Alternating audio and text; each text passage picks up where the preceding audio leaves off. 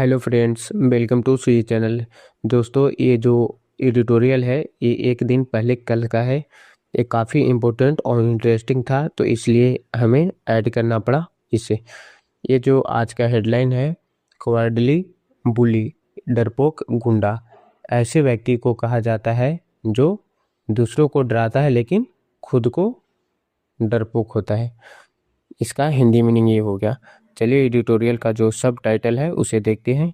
Trump should end the war and ask Israel to leave Iran alone. Trump को should end करना चाहिए, समाप्त करना चाहिए। क्या समाप्त करना चाहिए? वार को। एंड और आस्क और कहना चाहिए किसे? इजराइल से। टू लीव करने के लिए, छोड़ देने के लिए। ईरान अलोन को, ईरान को अकेला छोड़ देने के लिए। चलिए इसका स्ट्रक्चर देखते हैं। ट्रम्प, इस कलर में आपका जो है सब्जेक्ट मिलेगा, ये इसका ट्रम्प का वर्ब हो गया। इस कलर में आपका पूरा आर्टिकल में ये जो कलर कोड है सब्जेक्ट वर्ब का, ऐसा पूरे आर्टिकल में दिया गया है। शुड इंड वर्ब हो गया ट्रम्प का। द वार इसका ऑब्जेक्ट हो गया। एंड एक कंजक्शन है आस्क ट्रम्प का सेकंड वर्ब हो गया।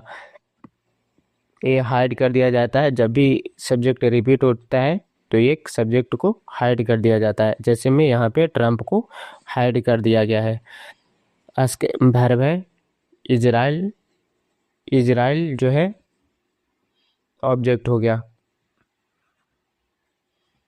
टू लीव एक इन्फिनेटिव वर्ब है। ईरान इसका ऑब्जेक्ट हो गया। अलोन एक एडवर्ब है जो लीव के बारे में डिस्क्राइब कर रहा है। चलिए वोकैबुलरी देख लेते हैं। डिसीजन निर्णय, पोस्टपोन टालना, अटैक हमला करना या हमला ये वर्ब भी है। नॉन ये आप लोग ध्यान रखा कीजिए। अल्टीमेटम एक नॉन है, अंतिम चेतावनी। रीओपन फिर से खोलना। डिक्लेयर घोषित करना। विक्ट्री जीत। डिस्ट्रॉय नष्ट करना। डोनाल्ड ट्रंप का decision to postpone attacks on Iran's power plants 36 hours after issuing a 48-hour ultimatum to Tehran to reopen the Strait of Hormuz is the clearest sign yet that the war is not going according to his plan. Donald Trump का, यहाँ पे apostrophe S है, इसका Hindi meaning होता है का। Donald Trump का decision निर्णय टू पोस्टपोन अटैक्स का, हमले टालने का। On Iran power plants Iran के बिजली घरों पे। 36 hours after issuing a 48 hour ultimatum, Tehran को 48 घंटे चेतावनी देने के 36 घंटे बाद ही टू तेहरान टू रीओपन फिर से खोलने के लिए। द स्ट्रेट ऑफ हॉर्मुज जल मध्य को। इज द क्लियरेस्ट साइन साफ संकेत है। Yet that the war clearest sign है। येट साफ संकेत है अब तक का। दैट की द वार यह युद्ध इज नॉट गोइंग नहीं चल रहा है। अकॉर्डिंग टू एक प्रीपोजिशनल फ्रेज है, इसका हिंदी मीनिंग होता है के अनुसार। According to his plan, Trump की, यहाँ पे जो हिज है वो ट्रम्प के बारे में कह रहा है, तो उसकी योजना के अनुसार। किसकी योजना के अनुसार? ट्रम्प के अनुसार। Over the past week mister Trump has declare victory, claiming that US and Israel strikes had destroyed Iran's defense capabilities, yet Iran continues to launch missiles Persian Gulf countries and Israel while maintaining control over the Strait of Hormuz, which prevents mister, यहाँ पे Trump के बारे में लिखा गया है। Mister Trump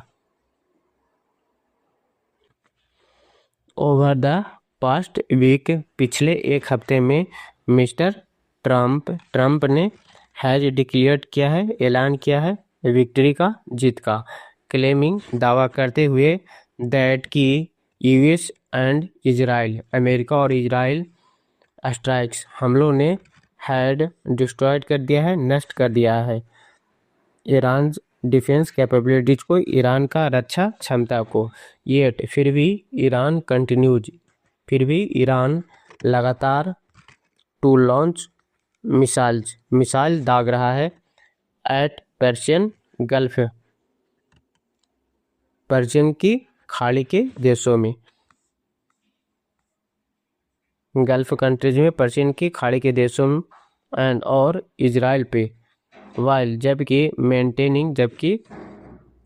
maintaining control over, जबकि नियंत्रण बनाए हुए है, द स्ट्रेट हॉर्मुज पे, हॉर्मुज जल मरुमध्य पे, विच जो प्रिवेंट्स करता है, रोकता है, मिस्टर ट्रंप को। वर्ड देख लेते हैं। कैपेबिलिटी एक नाउन है, क्षमता, प्रिवेंट रोकना, इग्नोर नज़रअंदाज करना, थ्रेट धमकी, टारगेट निशाना बनाना या लक्ष्य, फैसिलिटी सुविधा, अटैक हमला करना या हमला, वेरी सतर्क, असिस्ट संपत्ति या संसाधन, मैट जोड़ना या साथी। Mister Trump from extricating himself from a conflict whose economic costs are mounting globally. Trump from extricating himself, Trump को खुद को बाहर निकालने से, फ्रॉम अ कॉन्फ्लिक्ट इस लड़ाई से, वुज जिसकी, इकोनॉमिक कोस्ट जिसकी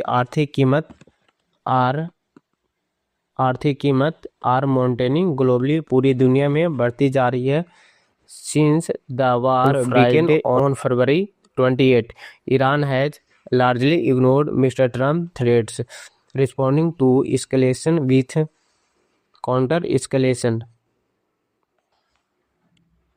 सिंस द वार बिगेन, जब से युद्ध शुरू हुआ है, ऑन 28 फरवरी को, 28 फरवरी को, ईरान हैज लार्जली इग्नोर काफ़ी हद तक नज़रअंदाज किया है, मिस्टर ट्रंप का थ्रेट को, ट्रंप की धमकियों को, रिस्पॉन्डिंग जवाब दे रहा है, टू एस्केलेशन बढ़ते हमलों का, विथ काउंटर एस्केलेशन और ज़्यादा हमलों के साथ, वेन जब द यूएस अमेरिका बॉम्बे बमबारी की खर्ग आइसलैंड पे, खर्ग द्वीप पर, तो ईरान स्ट्राइक किया, ईरान ने हमला किया, अमेरिकन बेसेस पे, अमेरिकी ठिकानों पे, इन द रीजन क्षेत्र में, वेन जब इजराइल ने निशाना बनाया, साउथ पारस क्या है, ईरान का गैस प्रोजेक्ट है, तो ईरान ने हिट किया, ईरान ने हमला किया किसे, एनर्जी फैसिलिटी पे, ऊर्जा ठिकानों पे, कहाँ हमला किया था, Qatar, UAE, Saudi Arab, Kuwait and Israel के क्षेत्र में, after the Natanz nuclear facility was strike, Tehran targeted Dimona, the Israeli town hosting its nuclear facilities.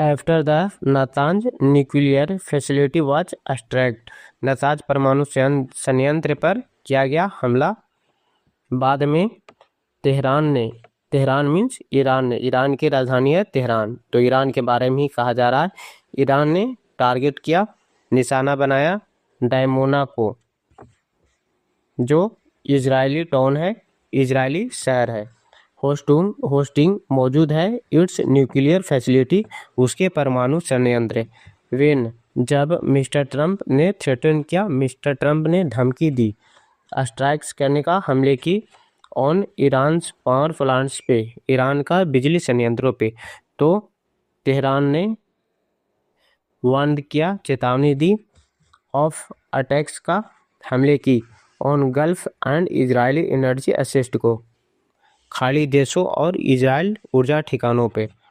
आगे देखते हैं। एंड और यूएस फाइनेंशियल इंटरेस्ट और अमेरिकी के आर्थिक हितों पर भी फोर्सिंग क्या, मजबूर किया, हिम किसके लिए आया, ट्रम्प को, मजबूर किया ट्रम्प को to make a U turn करने पे, फैसला पलटने पे।